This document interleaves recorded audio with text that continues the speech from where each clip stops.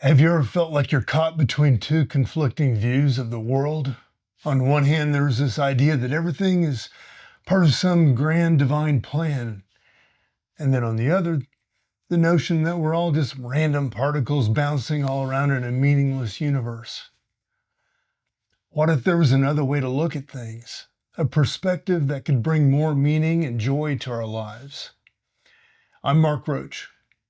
Welcome to Transcendent, my platform formed from a perspective from my journey around the world, through life, crossing a wide spectrum of human experience from high to low as most people in American society would define them. This channel is all about inspiring common people to find their power and place, their uniqueness in their lives. Today we're going to explore some fascinating ideas about how we view reality. Drawing from inspiration from the philosopher Alan Watts, Watts talked about two main models of the universe that have dominated Western thought for thousands of years. He called these the ceramic model and the fully automatic model. The ceramic model is based on the idea that the world was created by some kind of divine craftsman, like a potter shaping clay. This is the view found in religions like Judaism, Christianity, and Islam. It sees humans as artifacts made by God, separate from nature and from the divine. While this perspective can provide comfort and meaning for many, it can also lead to feelings of alienation, as if we're strangers in our own world, here on sufferance. The fully automatic model, on the other hand, comes from a scientific thinking view. It sees the universe as a giant machine operating according to fixed laws with no need for a divine creator. This model can make people feel like victims of random forces, reinforcing a sense of separation from the world around us.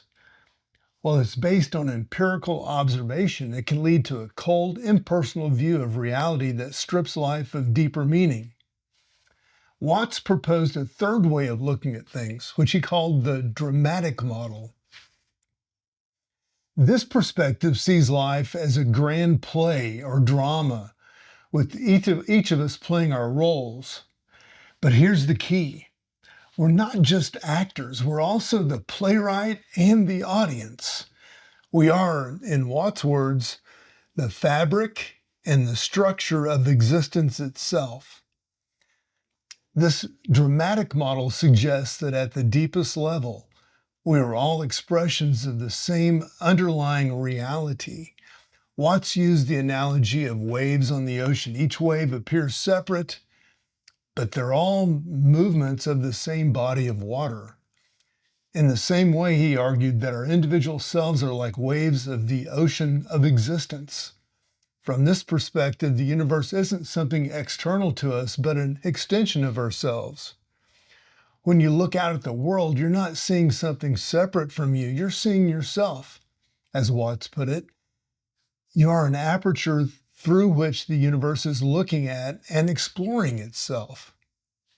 This might sound abstract, but it has profound implications for how we live our lives. If we're not separate from the universe, but integral expressions of it, then we're not victims of circumstances beyond our control. We're active participants in the unfolding drama of existence.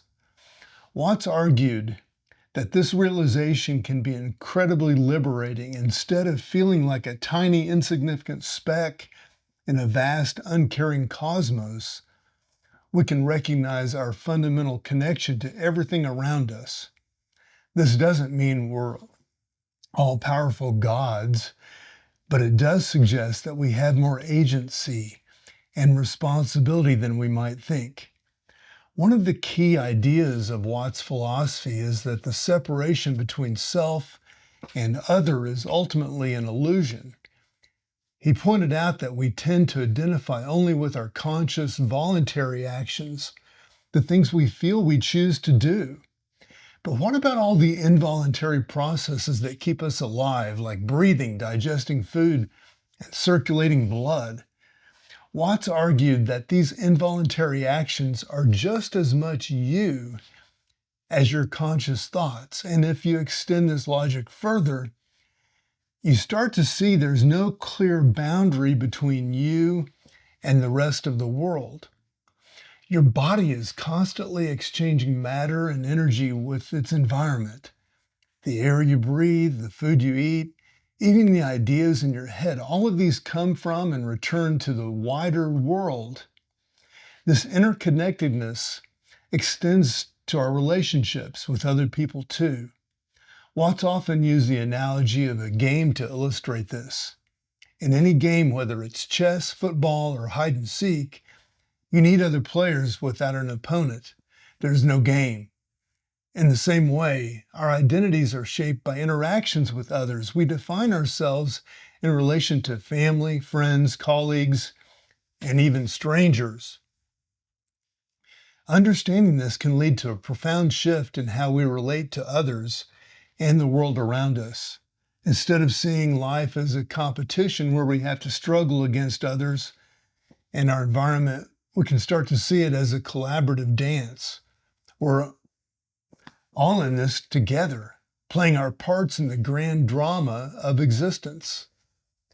This doesn't mean we should ignore the very challenges and injustices in the world, but it does suggest a different approach to addressing them. Instead of fighting against the world, we can work with it, recognizing that what we do to others and our environment, ultimately, we do to ourselves. Watts' ideas challenge us to question our basic assumptions about reality. He argued that our normal, everyday state of consciousness is a kind of hypnosis, that we've been conditioned to see the world a certain way, and we mistake our mental maps for the territory itself. But with practice and insight, we can wake up to a broader, more inclusive way of reality, inclusive view of reality. This awakening doesn't require any special mystical experiences or supernatural beliefs. It's simply a matter of paying close attention to our actual moment-to-moment experience. When we do this, we start to notice the artificiality of the boundaries that we typically draw between ourselves and the world.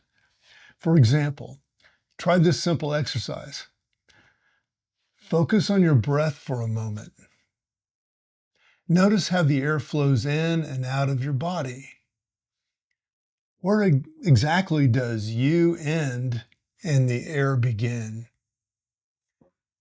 The more closely you look, the harder it is to find a clear dividing line. This isn't just a philosophical game. It can have real practical benefits in our lives when we recognize that our fundamental connection to the world around us, it can lead us to greater empathy. It can reduce anxiety, and it can develop a deeper sense of belonging. It can help us approach challenges with more creativity and resilience, knowing that we're not isolated individuals struggling against an indifferent universe, but integral parts of a larger, interconnected whole. Of course, this perspective raises some challenging questions. If we're all expressions of the same underlying reality, what about individual responsibility? What about ethics and morality? Well, Watts didn't shy away from these issues. He argued that recognizing our interconnectedness doesn't eliminate individual responsibility. If anything, it enhances it. When we truly understand that our actions affect the whole, we're more likely to act with care and consideration. As for ethics, Watts suggests that they emerge naturally from a deep understanding of our interconnectedness. When we truly feel our connection to others and the world around us, compassion and ethical behavior arise spontaneously. We don't need to be commanded to love our neighbor. We recognize that at the deepest level, our neighbor is ourselves. It's important to note that Watts wasn't advocating for a passive acceptance of everything that happens. He was calling for a more engaged, aware participation in life. When we see ourselves as part of the cosmic drama rather than victims of it, to play roles with enthusiasm and creativity. This perspective can be particularly valuable in times of crisis or uncertainty. When we feel separate and alienated from the world, challenges can seem overwhelming. But when we recognize our fundamental connection to the larger whole, we can tap into a deeper source of strength and resilience. Watts often used humor to convey these profound ideas. He pointed out the absurdity of taking ourselves too seriously, even the vastness and complexity of the universe. He compared life to a game of hide and seek where the ultimate player, call it God or the universe, whatever you like, pretends to lose itself in all the forms of existence, only to rediscover itself through our awakening. This playful approach to spirituality and philosophy is refreshing in a world that often takes these matters far too seriously. It reminds us that as we grapple with life's big questions, we can maintain a sense of joy and wonder. In conclusion, Alan Watts' dramatic model of the universe often offers a middle way between the rigid certainties of traditional religion and the cold impersonality of mechanistic science. It invites us to see ourselves not as separate individuals struggling in an alien world, but as unique expressions of the universe itself, playing parts in the grand cosmic drama. This perspective doesn't solve all our problems or answer all of our questions, but it does offer a more expansive, joyful way of engaging with life. It encourages us to embrace uncertainty, to play our roles with enthusiasm, and to recognize the profound interconnectedness of all things.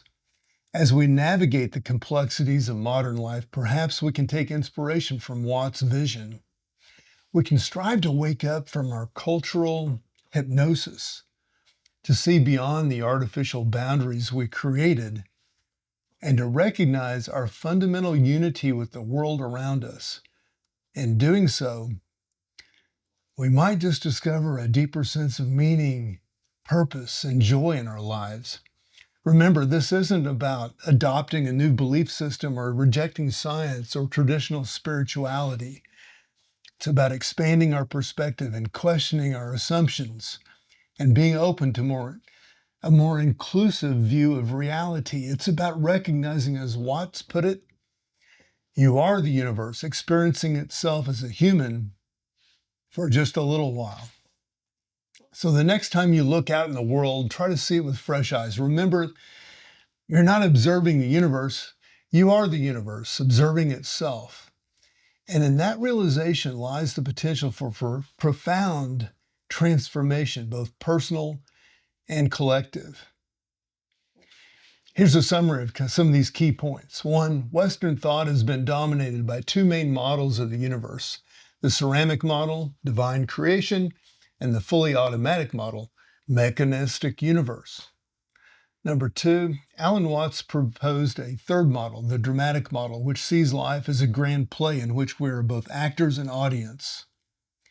Three, this perspective suggests that we are not separate from the universe, but integral expressions of it. Four, recognizing our interconnectedness can lead to greater empathy, reduced anxiety, and a deeper sense of belonging. This view doesn't eliminate individual responsibility, but enhances it by showing how our actions affect the whole. Six, Watts used humor and playfulness to convey these profound ideas, reminding us not to take ourselves too seriously. Seven, the dramatic model offers a way between rigid religious certainty and impersonal scientific materialism. Eight, this perspective invites us to embrace uncertainty and play roles in our life with enthusiasm. By expanding our perspective, we can potentially discover a deeper sense of meaning and joy in our lives. And 10, the key is to recognize that we are not just observers of the universe, but the universe is observing itself. I'm Mark Roach, wishing you all the best.